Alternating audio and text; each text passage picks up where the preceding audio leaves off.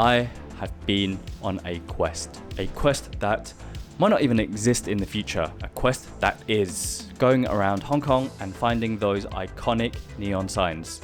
Yeah, these freaking unicorns. I compiled a few night photography tips I've learned for you so you can take some sick photos at night like this and this and this. So before we get started, the first thing that we need to understand about photography, and this doesn't just apply for night photography, but absolutely all kinds, is the exposure triangle. Whatever you're shooting, each setting of the exposure triangle is going to affect your photo. For example, the ISO controls how grainy your photo is, the aperture controls the depth of field of your image, and the shutter speed controls motion blur. And these settings are going to be key for shooting night photography because they all affect the exposure. For a lot of these photos, I used the underexposure method. And for me, underexposure is kind of like you're taking a leap of faith. You are shooting at night with an underexposed setting. You're not going to be able to see that properly on camera. So the reason I underexposed is so that I can retain the details of the neon lights. If I didn't do this, then the highlights would be blown out and the image would just not look as good, to be honest.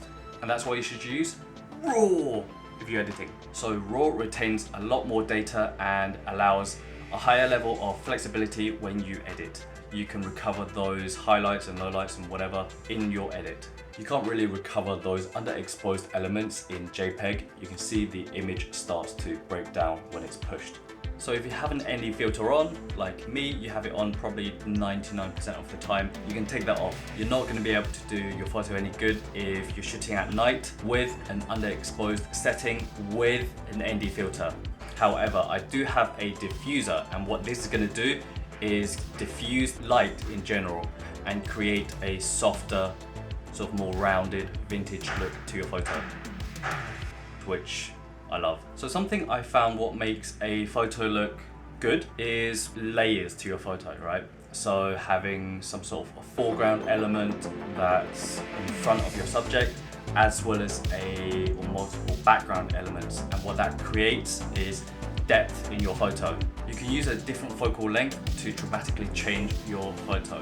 You can be shooting the same subject, but because the focal length captures different elements within your photo, it can look very, very different. Shooting at night, you may have a slow shutter speed, and definitely what helps is having a stable surface, whether you're using a tripod or leaning against the wall to balance your camera on so that it prevents camera shake. The other tip I find useful is to put a timer so I can mitigate any motion blur. And don't worry about the white balance.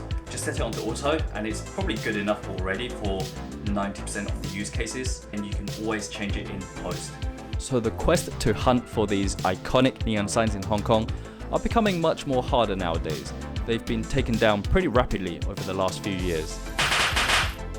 You don't really see too much of them floating around. So today I just want to sort of maintain some of this as a memorabilia before they all rapidly fade away. Anyway, I hope you enjoy the video and found it useful. Like and subscribe. If you want a handy reference on night photography, I've got a link down below. You can check out a Notion page that I've made about the video. Leave a comment down below and let me know what you want to see next. Until next time. Bye!